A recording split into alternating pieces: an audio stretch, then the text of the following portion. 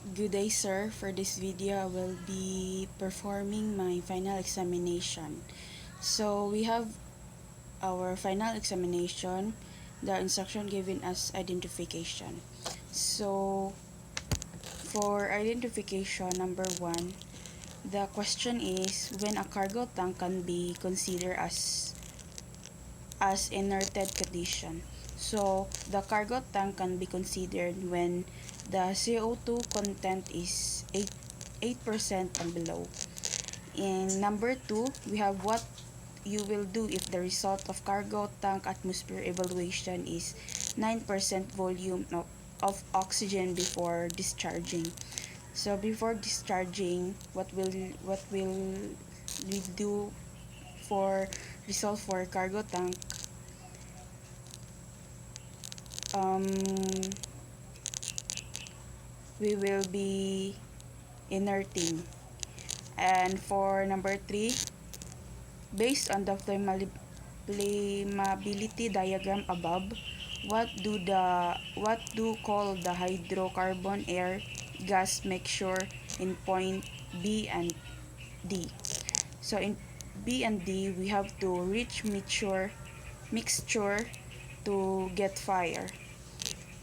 And for number 5, we have based on the flammability diagram above, what process that can bring HC gas from point F to H.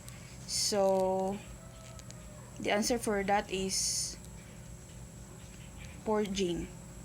And for number 6, we have based on the flammability diagram above, what do you call region bounded the by point C to E and to D? Um, we call that flammable region. So in number 7, we have based on flammability diagram above, what do call the line from point L to A? We call that critical dilution. And for number 8, based on the flammability diagram above, during gas peeing tank atmosphere condition is in point F, and you will dilute air into cargo tank, what will happen to the hydrocarbon air gas mixture inside the tank? So that will that will have a hydrocarbon gas content will drop. And for number 9, we have based on the flammability diagram above, departure tank atmosphere condition is in point A, and you will proceed to load port. What will you do before arrival? We will doing re-inerting. So for number 10, based on the flammability diagram above, during gas freeing, tank atmosphere condition is in point F, and you will dilute air into the cargo tank. How many percent of oxygen will do hydrocarbon air gas mixture inside the tank reach C to E and to D line? So for that scenario, we will the percentage of hydrocarbon air gas is 11%. And number 11, what do you call a process of reducing the oxygen level in the cargo tank? We call that forge the tank until the HC volume reduced to 3% and below. And number 12, what will you do if the result of cargo tank atmosphere evaluation is 5% volume of oxygen and 6% volume of HC gas before dilution of air for cargo tank gas freeing? So for that scenario, we will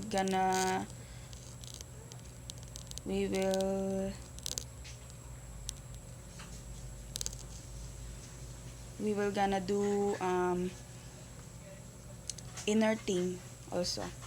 For number 14, what do you call a guideline for shipping companies and owners to prepare their ships for special survey to maintain the safety of the vessel while at the sea or at the port? We will call that enhanced survey programming. And number 15, what type of ship that ESP is applicable? Ship applicable is bulk carriers and oil tankers. So number 16, what are the documents required to be prepared for the ship prior to the survey? To be prepared, we actually prepared ship particular general plan, close-up survey, thickness measurement, tank hold particular. And for number 17, we have what document to be prepared prior to survey that show the data what year a ship should we build. Ship particulars. And number 18, how old is the single hull and double hull oil tankers or oil and or bulk oil ships? If ESP special survey I will be carried out. So the age of the single hull and double oil tanker is, I think, maybe it is 5 years old. And number 19, how old the single hull and double hull oil tanker if ESP special survey will be carried out? 10 years old. And for number 20, we have how old if the single hull and double hull oil tank if ESP special survey will be carried out. It is 15 years old. And for number 21, what would be your purpose of purging a cargo tank before dilution of air during gas freeing as per as general policy in controlling tank atmosphere? So, reduce the hydrocarbon content below critical dilution line. In 22, what you will do if the result of cargo tank atmosphere evaluation is 20.5% volume of oxygen and HC gas 0.1 volume percent before arrival loading port from dry dock carried out special survey 1. So the result of that is re-inerted tank should be re-inerting.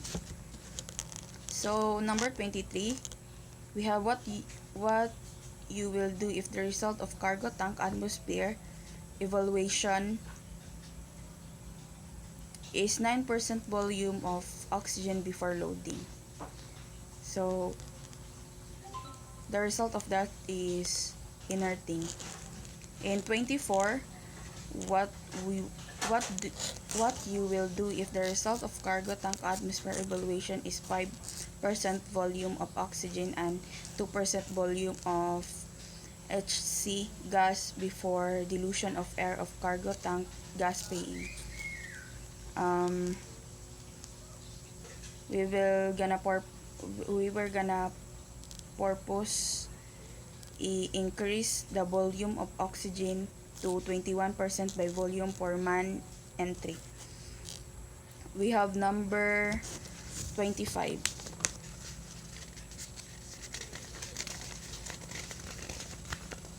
In hour 25, what would be the purpose inerting a cargo if the cargo contains cargo to cargo residue as per general policy in controlling tank atmosphere? We were gonna be purpose of inerting a cargo, it will be tank are keep inerted when they contain cargo to cargo residue. Number 26. What do you call a highly toxic gas on board oil tanker? A corrosive and flammable gas that in low levels will smell like rotten eggs. We will call that hydrosulfide. Number 27. How many ppm consideration of highly toxic gas that first detected by smell? It how many? It is 0.01 to 1.5. For 2028, what is the requirements of the general policy of cargo tank atmosphere control if the cargo tanks contain cargo to cargo residue? The requirements of that is tank are kept inerted when they contain cargo to cargo residue. For 29, what you are going to do the tank atmosphere in transition from inerted condition to gas free condition. We were gonna purge with inert gas. So in number 30, before a tank is gas free, what you are going to do if the cargo tank atmosphere in order to pass below critical dilution line. So we're gonna do tank should be re-internate prior to loading. In 32, what is the purpose of doing purging before dilution of air during tank gas spraying? The purpose of this is to avoid ignition of fire. So we have 33. As per tank atmosphere control policy, what you are going to do of the tank atmosphere during crude oil washing. We were gonna do in practice before any tank in gas spread, it will be purged with inert gas until the hydrocarbon content of the tank atmosphere is below the critical dilution line. So we have 35. How old is your ship if shown below one of inspected during special survey? So the survey is one section of deck plating for the full beam of ship within 0.5 L amidship in way of ballast tank, if any, or a cargo tank used primarily for water balance. So we have chips 5 years old. We have 36. What part of the ship to be inspected during a special survey if your vessel year build is October 1 to 2001. So a special survey IV and subsequent ship 20 years old and over. So we have our 37. What are the rules developed? What are the rules developed in order to remove variation to achieve consistency made by International Association of Classification as Societies? So we have common structural rules for double hull oil tankers and common structural rules for bulk carriers. So we have our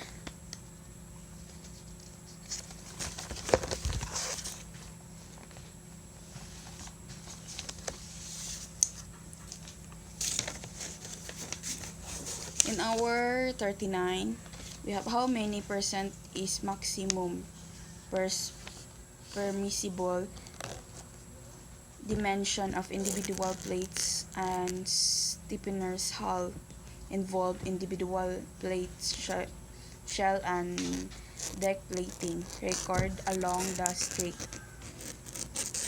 So we have the percent of that is 20%, and for Number 40, how many percent is maximum permissible diminution of individual plates and stiffener hull involves individual plates, shell and deck plating recorded along the street. So percent of that is 30%.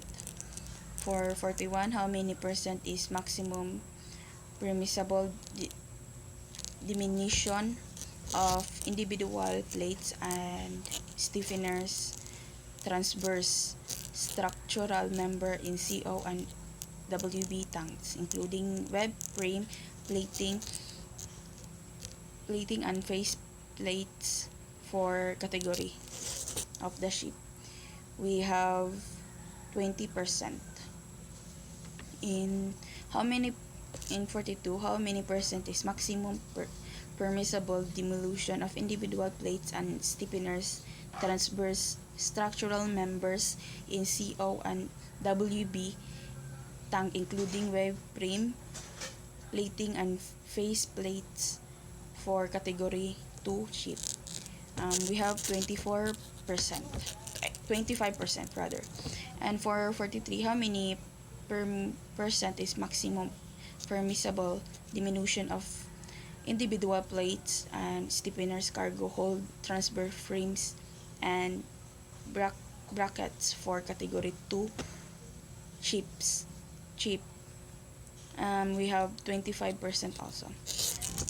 In number 24, what parts of the ship are part of tank testing requirements if your vessel year built is October 20 to 2016?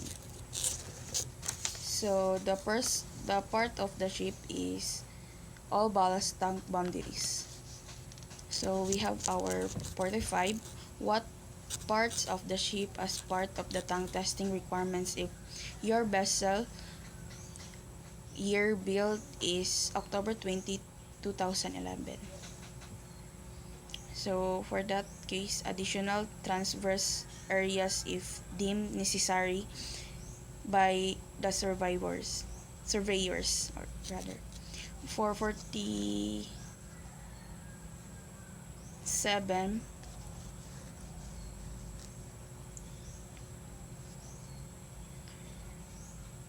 what specific location of the ship to be surveyed during close-up survey if toy vessels years built in October 23, 2006? All web frame rings in all balance tank and in a cargo wing tank. And for 48, what specific location of the ship to be surveyed during close-up survey? Toy vessel year build is 23 2011. So selected cargo hold hatch, cover, and combing. 49, what specific location of the ship to be surveyed during close-up survey if toys vessel year built in October 23, 2016? One deck transverse in a cargo tank. Number 50, as per as close-up survey requirements, what includes complete transverse web frame ring? It will be including adjacent structural members. That's all, sir.